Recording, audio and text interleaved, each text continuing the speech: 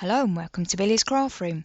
In today's film, I'll be sharing some hints and tips for using clear stamps.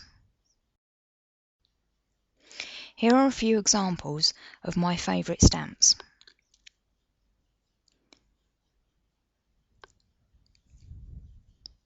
These ones are made by Anna Griffin. In the UK you can get them through QVC, and I believe in America they're sold through HSN. They're of really good quality and well worth looking out for. These ones are made by Making Memories and are another really good quality stamp.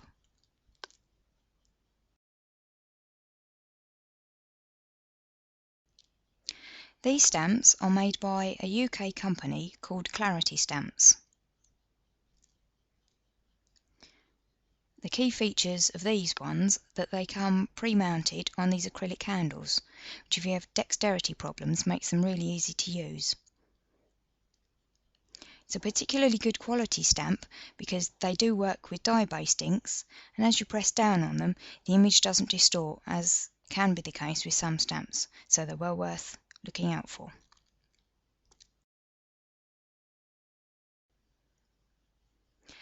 An advantage of clear stamps is that they take up a fraction of the space to store than the wood-back stamps.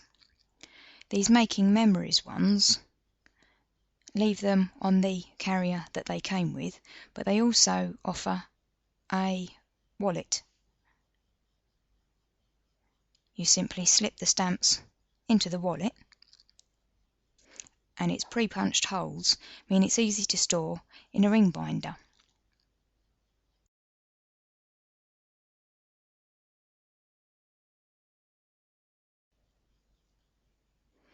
Anna Griffin stamps also offer a comparable system and range of storage folders for their stamps. You do want to keep them out of daylight, and to be honest, I tend to store mine in the box that they came in.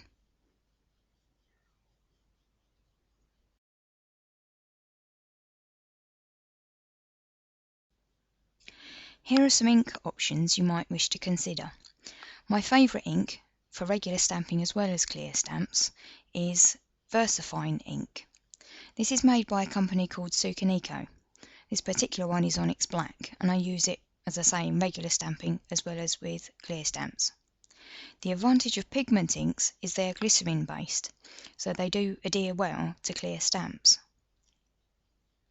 They're particularly good for detailed stamps as well. There's a limited colour palette on this one, so as an alternative, the Ranger pigment inks in the Adirondack range are well worth looking into. They do earth tones, brights and lights, so there's plenty to choose from.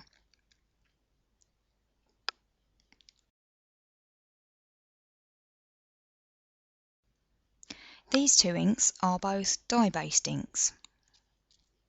This top one is a distress ink made by Ranger in the Tim Holst line, and this one is another Ranger ink in the Adirondack line, only this is the dye-based one. The thing with dye-based inks is they are water-based.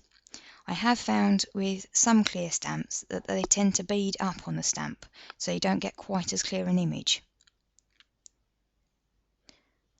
I've stamped some examples so you can see the difference.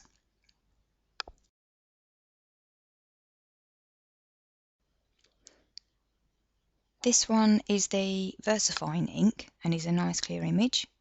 This one is the Distress ink. It's actually quite a fuzzy image by comparison. The brown one is another dye-based ink. The red one is the pigment ink by Ranger. And the text at the bottom here is again stamped with the VersaFine ink. Experiment with different cardstocks and different stamps and different ink combinations. The results will vary, so it's worth having a play and seeing what works for you.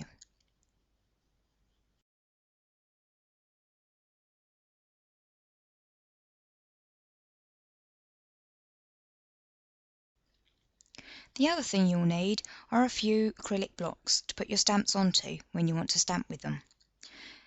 Put a small stamp onto a small block and a large stamp onto a larger block. If you put a tiny stamp onto a large block, it's more likely to be unstable and give you a poor image. Keep your blocks clean so that stamps cling to them nicely. You don't want them covered in glitter or embossing powder. Keeping the stamps on their original packaging also helps to keep them clean. Peel back the backing and select a stamp you wish to use. If you haven't used them for a while, the stamps can really cling. So to avoid damaging them, I use a walking action to gently peel them rather than rip them off the sheet. Find an edge and gently take them off the backing. Replace the plastic sheet there to keep the stamps clean.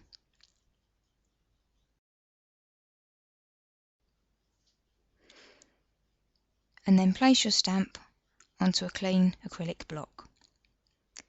Now, because the stamps are quite flexible, if you've got a text stamp like this one and you want to make sure the text is straight, you can use lined paper or even the grid lines on your cutting mat to make sure that the text is straight. Adjust it until you're happy, and then gently press on the stamp to make sure that it's got a really good stick to the block. Simply do that and the stamp is now firmly pressed to the block. The biggest advantage with clear stamps is it makes them really easy to position. I've stamped a frame here and I'm going to add the text within it. This would be really difficult with wood-mounted stamps, but it's much easier with a clear stamp. I'm inking up using the VersaFine ink, the ink to the stamp. It makes it easier to see how much ink you've applied to the stamp this way. Don't forget to put the lid back on the ink pad, and you can then position the stamp just where you want it and then press. If, like me, you have dexterity problems, the clear stamps, you don't need to press anywhere near as hard as you do with a wood-mounted stamp. These pigment inks and the dye inks are really easy to clean. You simply stamp off onto a piece of scrap paper to remove the excess ink, and then dab at the stamp using a damp cloth. This removes the last of the ink, and dry the stamp using a paper towel.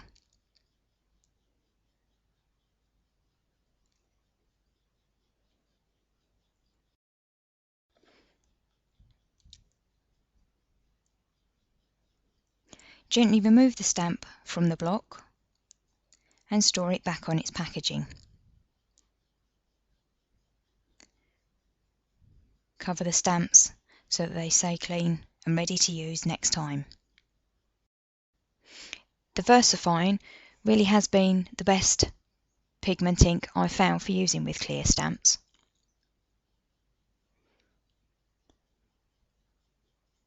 Some pigment inks do leave some residue, some staining on the stamps, but it doesn't transfer to other projects, so it's really not a big deal. If I show you on these ones, that's got a bit of a green tinge to it, and the snowflake I stamped to show you earlier has left a little bit of pink ink on there as well, but it doesn't transfer to other projects, so it's really not a problem. The inks you want to avoid using with clear stamps are permanent inks or solvent-based inks such as StazOn. The inks themselves and also the cleaners can seriously damage clear stamps, so I really wouldn't recommend those. For more inspiration, please visit the blog on www.billiescraftroom.co.uk.